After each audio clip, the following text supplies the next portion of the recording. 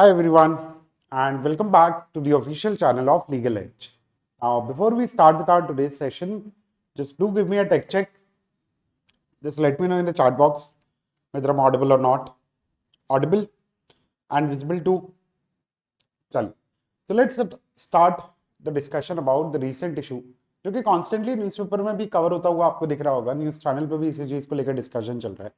Politics भी इस चीज़ पर हमारी कंट्री में बहुत ज़्यादा होना शुरू हो चुकी है. And that is the issue of the Ram मंदिर डोनेशन मिसअप्रोप्रिएशन इंस्टेंस.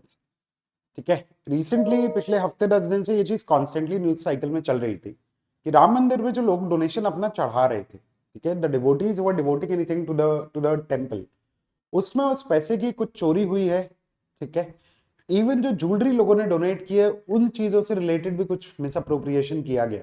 तो ये एंटायर इशू है क्या, किन किन लोगों को यहाँ पर प्राइमरली अक्यूज बनाया गया, and what are the relevant sections of BNS of prevention of corruption act which have been invoked against these accused person. इस चीज को हम यहाँ पर समझने की कोशिश करते हैं. तो करेंटली कोतवाली राम जन्मभूमि पुलिस स्टेशन के अंडर ये केस एक्टिव इन्वेस्टिगेशन मोड में है, wherein the complaint was actually filed by Krishna Mohan, who was one of the members of Shri Ram Janmabhoomi Tirth Kshetra Trust. इस ट्रस्ट के एक member हैं कृष्ण मोहन. उनकी complaint पे यहाँ पर अब एफआईआर रजिस्टर की गई है. और पूरा का पूरा इशू है क्या, तो इंसिडेंट क्या है, so unaccounted theft, misappropriation of cash and embezzlement of devotees donated funds and jewellery. चोरी हुई है पैसों की, कैश को मिसअप्रोप्रिएट किया गया है. Embezzlement of devotees donated funds, लोगों ने जो फंड्स वहां पर डोनेट किया, ज्वेलरी डोनेट की, उसके एम्बेजलमेंट के भी एलिगेशंस यहां पर लगाए जा रहे हैं. So FIR was actually registered late Thursday against 8 individuals following a formal complaint by the temple trust. Temple trust के फॉर्मल कंप्लेंट करने के बाद एफआईआर रजिस्टर हुई 8 लोगों के ऊपर.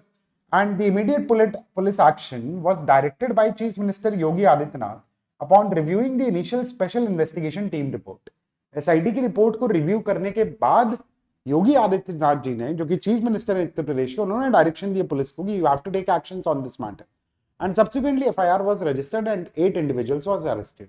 बट ये जो डोनेशन के मिसमैनेजमेंट का इशू है, ये कोई पहली बार लाइमलाइट में आया हो ऐसा नहीं है. सबसे पहली वार्निंग इस चीज की 2020 में आई थी, when audit predicts donation management vulnerability due to lack of SOPs for handling rupees 3,500 crore in cash. 2020 के आसपास भी एक ऑडिट हुआ और ऑडिट में यह कहा गया कि भाई डोनेशन के मिसमैनेज करने के लिए बहुत सारे एवेन्यूज अवेलेबल हैं. डोनेशन के मैनेजमेंट के सिस्टम में वल्नरेबिलिटीज हैं क्योंकि there is no standard of procedure which has been laid down over there. किस तरीके से आप डोनेट किए हुए पैसों या कैश या ज्वेलरी को आप हैंडल करोगे, वो सारी चीजों को लेकर वहां पर कोई एसओपी नहीं था, कोई स्टैंडर्ड ऑपरेटिंग प्रोसीजर गिवन नहीं था. And therefore the management was और the system was considered as vulnerable. And वही चीज अभी होना स्टार्ट भी हुई. 2022 में जब कॉन्सिग्रेशन ऑफ द टेंपल होता है, idol gets installed over there. Ramshankar Yadav alias Tinnu, Tinnu was the former driver of one of the members of the trust only. ठीक है, वो ड्राइवर थे उनके ट्रस्ट के सेक्रेटरी के. तो Tinnu Yadav gets involved in the internal temple affairs. Then 2026 में एसआईटी जो कॉन्स्टिट्यूट की गई थी with respect to the issue of this entire donation वाला thing, the special investigation team preliminary submits the preliminary findings to Sanjay Prasad, additional chief secretary to the chief minister. और SIT की report में भी ये माना गया कि टेंपल में जो डोनेशन दिया गया है, उस डोनेशन का मिसयूज हुआ है, मिसअप्रोप्रिएशन हुआ है, थेफ्ट कमिट किया गया. And finally, on Thursday morning, the Chief Minister Yogi Adityanath reviews the SIT report upon returning to Lucknow and directs the senior police to act. Yogi ji ने आकर रिपोर्ट को रिव्यू करा. रिव्यू में जब उनको समझ में आया कि हाँ मिसअप्रोप्रिएशन हुआ है, so he directed the police officials to act on the matter. And then finally, FIR was registered at Kotwali Ram Janmabhoomi, and 8 suspects were brought in for questioning, and subsequently they were arrested. But ये पूरी की पूरी चीज की कैसे गई? तो देखो, था क्या कि ट्रस्ट ने प्राइवेट एजेंसी को हायर किया हुआ था for the purposes of sorting out the donation. अब डोनेशन ऐसा तो कुछ है नहीं कि 10-20 रुपए, 50 रुपए, 1000 रुपए आ रहा हो, लाखों करोड़ों में डोनेशन आता है राम मंदिर में। तो ट्रस्ट ने क्या किया कि एक प्राइवेट एजेंसी को हायर किया, और उस प्राइवेट एजेंसी के लोगों का काम था कि डोनेशन को पूरा का पूरा अकाउंट करके रखना। So the devotees what they would do is that they would deposit their cash and jewellery into the temple donation box. Subsequently, these things were taken to the counting room, and the counting room was the place जहां पर ये सारी की सारी गड़बड़ की गई। So private agency staff overseen by Subhash Srivastava. Subhash Srivastava was a retired bank employee, जो कि यहाँ पर इनका काम था पिलग्रिम फैसिलिटी सेंटर में जहां पर काउंटिंग रूम था, वहां पर स्टाफ को देखे रखना, स्टाफ के ऊपर नजर रखना, जो कि अकाउंटिंग कर रहे हो आपके पूरे के पूरे डोनेशन की।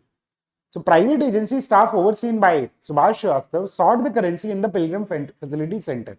यहां पे ये लोग क्या करते थे, सरप्लस कैश को इधर उधर फिर करना शुरू करते थे, ठीक है। एंड यही के बाद the hidden surplus cash was later extracted and shared among the involved staff member. ये प्राइमरी एलिगेशन यहां पर लगाए गए कि जो कैश आया है, इतना सारा कैश है, किसको कैसे पता, क्योंकि कोई स्टैंडर्ड ऑपरेटिंग प्रोसीजर तो है नहीं कि कोई एक्सेल शीट मेंटेन करनी हो, कहीं पर बही खाते में आपको लिख के रखना हो, वैसा कुछ है ही नहीं, कोई ऑपरेटिंग प्रोसीजर ही डिसाइडेड नहीं था। तो स्ट्रॉन्ग रूम में या काउंटिंग रूम में यहां पर सारी की सारी गड़बड़ की जाती थी। And there are 8 individuals who are named in the primary FIR. This includes Ram Shankar Yadav alias Tinnu Yadav, who is former driver of Champat Rai, the general secretary of the trust, and he was deeply involved in the temple affairs since 2023 consecration. Subhash Srivastava, the retired bank employee who served as the in charge of the donation counting shifts at the Pilgrim Facility Center. Other individuals include Avinash Shukla, Lavkush Mishra, Anukalp Mishra, Manish Kumar Yadav, Karnesh Pandey and Ram Shankar Yadav. इन सब लोगों के ऊपर ये allegations लगे। Complainant है आपका श्री राम जन्मभूमि तीर्थ क्षेत्र trust, ये टेंपल मैनेजमेंट इनका काम है और यही कंप्लेनेंट है इस केस में। एसआईटी ने अपनी इंडिपेंडेंट इंक्वायरी कंडक्ट की थी, wherein they collected the transaction documents, interrogated management and agency, and they were tasked with drafting new management norms. And the Ayodhya police, जिन्होंने FIR रजिस्टर की after the directions of chief minister. अब जो sections यहाँ पर इन लोगों के ऊपर impose किए गए या लगाए गए, they were primarily related to the offense of theft and certain property related offenses, breach of trust and conspiracy, and prevention of corruption act.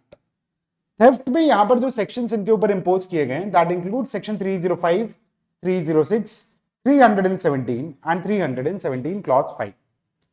So 305 basically deals with theft in protected place of worship. Place of worship में चोरी करना, उसको theft माना गया। Theft by an employee, अगर employee theft commit करता है, that is punishable under section 306. Section 317 deals with habitually dealing in stolen property. Stolen property में डील करना, that is a punishable offense under section 317, and section 317 clause 5 assisting in concealing or disposing of stolen property. फिर इन सब के ऊपर criminal conspiracy का charge लगा है, क्योंकि सबने मिलकर क्राइम कमिट किया 8 लोगों ने, तो कॉमन इंटेंशन का ग्राउंड भी इनके ऊपर ऐड किया गया रूल ऑफ लाइबिलिटी में। And BNS section 316 clause 5 which deals with criminal breach of trust by an employee, because these individuals who were responsible for managing the temple's funds or donation, those properties or that cash was entrusted to them as a matter of trust. And when you give something to a person on trust and that person misappropriates the property, that amounts to the offense of criminal breach of trust. So criminal breach of trust by an employee is punishable under section 316, वो भी यहाँ पर impose किया गया. And because all of these were performing a public function, so they were considered as a public servant, and Prevention of Corruption Act का section 13 भी यहाँ पर invoke किया गया, which is about criminal misconduct by a public servant. तो इन सारे sections के under इनके ऊपर FIR है। बट ये सब हो क्यों पाया? हो पाने का सिंपल सा कारण ये था कि there was no standard operating procedure which was laid down for the purposes of management of the donation of the temple. Temple के पास जो भी डोनेशन आ रहा है उसको मैनेज करने के लिए एक स्टैंडर्ड ऑपरेटिंग प्रोसीजर होना चाहिए कि कैश कहाँ से आएगा, कहाँ रखा जाएगा, कौन कौन उसका इंचार्ज होगा, किस किस की अकाउंटेबिलिटी होगी, ये पूरा का पूरा सिस्टम वहां से गायब ही था। एंड सबसे पहली बार वार्निंग 2020 में आ चुकी थी, wherein the early audit predicted that the system is vulnerable, but still there was a complete absence of standard operating procedure, and we get the 2026 fallout, wherein reliance on ad hoc private agency staff and individuals with informal proximity to leadership managing sensitive financial operations की वजह से हमें यहां पर अब ये देखने के लिए मिला। ठीक है, so this was the entire issue. अब लीगल के पॉइंट ऑफ व्यू से do remember the concept of theft, criminal breach of trust, conspiracy, common intention and the offense of prevention of corruption act. But let's say अब इसमें आगे होता क्या है, the investigation is currently going on and that's it for today. तो I hope the topic is clear. बाकी तबीयत वगैरह का ध्यान रखिए, आराम से पढ़ाई करिए and we'll meet in the next session. All right? Thank you so much everyone. Thank you so much guys. Thank you so much.